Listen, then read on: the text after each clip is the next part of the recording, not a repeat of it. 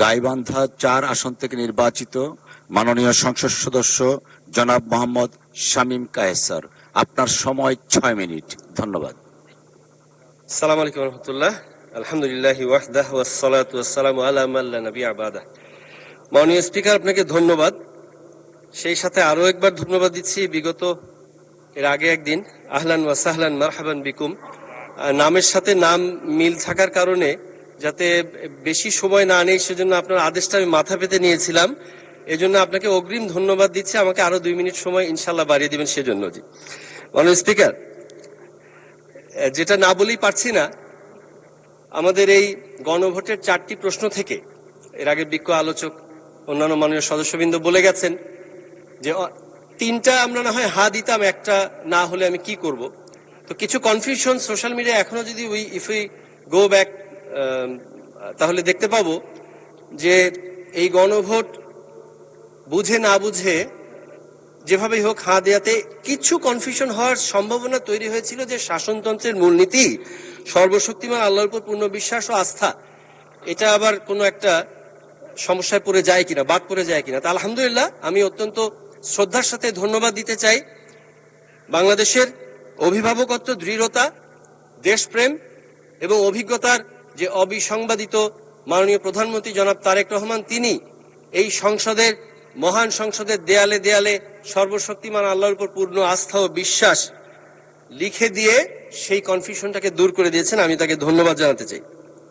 মাননীয় স্পিকার, আমি একটা জিনিস মাঝে মাঝে চিন্তা করি, নায়ককে সবাই চেনে, নাট্যকারকে চেনে না।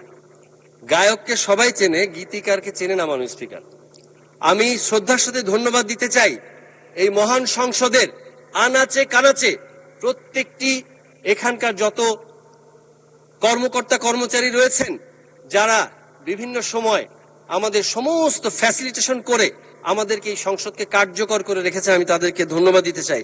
পাশাপাশি ধন্যবাদ দিতে চাই মাননীয় স্পিকার, আমাদের এই মহান সংসদের যে নামাজের মসজিদটা আছে, অত্যন্ত সুললিত কণ্ঠে আমরা যখন তাকবীর শুনি, মাঝে মাঝে চোখের পানি ধরে রাখতে পারি না। মাননীয় স্পিকার, সেই ইমাম সাহেবের কণ্ঠে আল্লাহ সুবহানাহু ওয়া তাআলা আরো বারাকা দান করুন, আল্লাহুম্মা আমিন। মাননীয় স্পিকার, আমরা একটা জেনারেশন নিয়ে ডিল করছি মাননীয় স্পিকার, যে জেনারেশন যদি আপনার কোনো প্রশ্নের উত্তর হ্যাঁ বোধক হয় তাহলে কি উত্তর দেয় জানেন মাননীয় স্পিকার?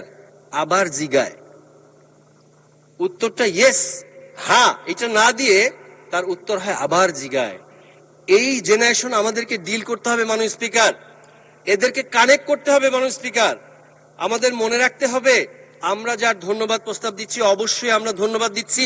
এই তো বিগত রমাদান মাসে 30টা রোজার মধ্যে প্রতি রাতেই আমাদেরকে একবার করে নিয়ত করা দরকার ছিল। যদি ভুলে যাই, একবারে শুরুতেই 30টা নিয়ত আমরা একসাথে করেছি, যে 30 দিনের জন্য রোজার নিয়ত করে ফেললাম।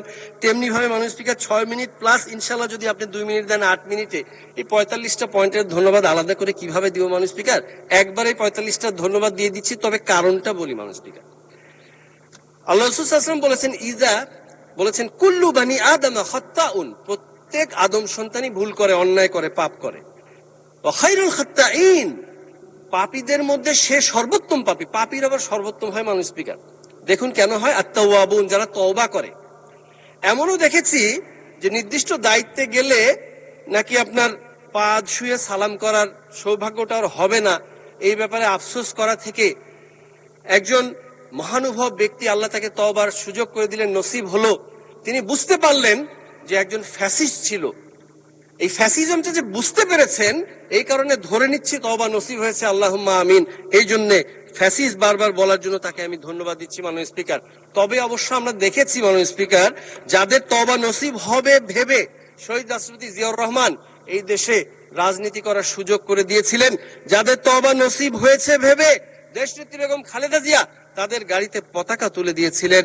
24 পরবর্তী একটু পরিবর্তিত পরিস্থিতিতে মাননীয় স্পিকার দেখতে পেলাম তারা বলতে চেষ্টা করছেন যে বীরশ্রেষ্ঠ ফ্লাইট লেফটেন্যান্ট মতিউর রহমান নাকি একজন প্লেন হাইজ্যাকার ছিলেন। মাননীয় স্পিকার, ছি ছি ছি ছি। মাননীয় স্পিকার, আমাদের এই সমস্ত আলামতে বোঝা যায় যে তওবা আসলে নসিব হয়নি মাননীয় স্পিকার।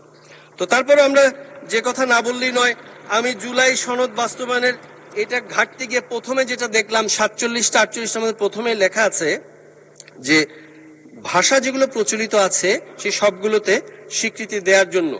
तो अभी अभी मेरे दिल में एक ख्याल आया, तो क्यों ना हम यहीं से शुरुआत करें। যে সমস্ত আমরা অবশ্য প্রচলিত বলতে কি বোঝাচ্ছেন এর সংজ্ঞা এখানে স্পষ্ট করা হয়নি, আমরা আমরা চ্যানেলগুলো খুললে যে কটা পাবো সেটা বুঝতে পারছি। মানুষ থেকে আমি কি কন্টিনিউ করব? আজান শুরু হয়ে গেছে। জি মানুষ থেকে আমরা এর আগেও প্রচলিত দেখেছি, এখানে চলেছে, ইনশাল্লাহ আমরা এরপরে বিরতি দিব। জি ইনশাল্লাহ।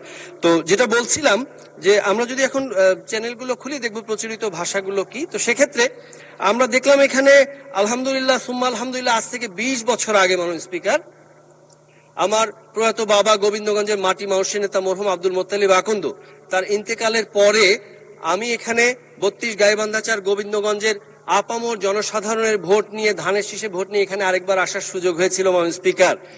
20 বছর আগে 26 বছর 2 মাস সামথিং ছিল মাননীয় স্পিকার। তো वो शाम कुछ अजीब था।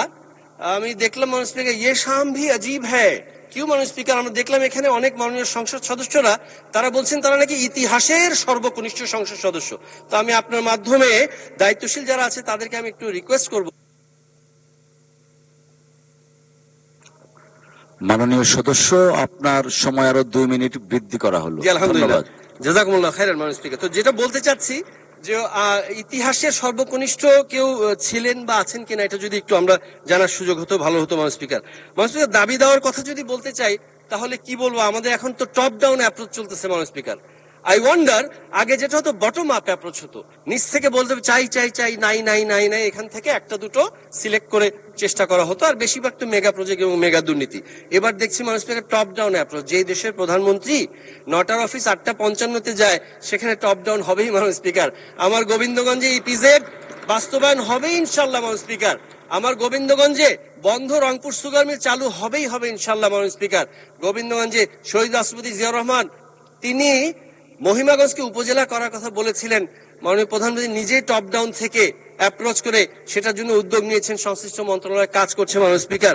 আরো যেগুলো চাওয়া না চাওয়া আছে সেগুলো সব তার কাছে নখদর্পণে আছে, সেগুলো না চাওয়া পাওয়া হবে ইনশাল্লাহ মাননীয় স্পিকার। ঘড়ির কাঁটা দেখছি, একটা কথা বলে শেষ করি, অনেক কিছু বলার ছিল মাননীয় স্পিকার। ঘটনা যেটা হয়েছে, আমরা যে জেনারেশনটা ডিল করছি, একটা সময় বাকের ভাইয়ের মুক্তি চাই, কুত্তাওয়ালির ফাঁসি চাই, এই কথা বলে রাস্তায় স্লোগান হয়েছে, এটা কিন্তু একটা নাটকের ক্যারেক্টার। কেন জানেন মাননীয় স্পিকার? কারণ তাকে কানেক্ট করতে পারতো, ওই মেসেজটা মানুষকে কানেক্ট করতে পেরেছে, একটা নাটকের সমাধানের জন্য রাস্তায় নেমেছে মাননীয় স্পিকার। আজকের এই জেনারেশনকে কি কানেক্ট করে জানেন মাননীয় স্পিকার? আমরা যখন আইন শৃঙ্খলা মিটিং এ যাই, उनको क्या चाहिए आपको मालूम है? बाजीराव सिंघम की तरह एक पुलिस इंस्पेक्टर चाहिए, एक दिन के मुख्यमंत्री शिवाजी राव की तरह एक एमपी साहेब चाहिए। সমস্যা এটা না মাননীয় স্পিকার, 31 দফা বাস্তবায়নের মাধ্যমে এটা হবে হবে, কিন্তু সমস্যা হলো जयकांत शिकरे की तरह उनको ये अभी के अभी चाहिए। यही प्रॉब्लम है माननीय स्पीकर। সমস্যা হলো, সমস্যা না আমার এখনো নাখুনকে নিশানে আবিবি মিটা নেই মাননীয় স্পিকার, এখনো কালির দাগ আছে। এর মধ্যে মোটামুটি সবগুলোই পাইলট প্রজেক্ট শুরু হয়ে গেছে, 14 তারিখটা আরেকটা হবে ইনশাল্লাহ। সবাইকে ধন্যবাদ মাননীয় স্পিকার। বাংলাদেশ জিন্দাবাদ।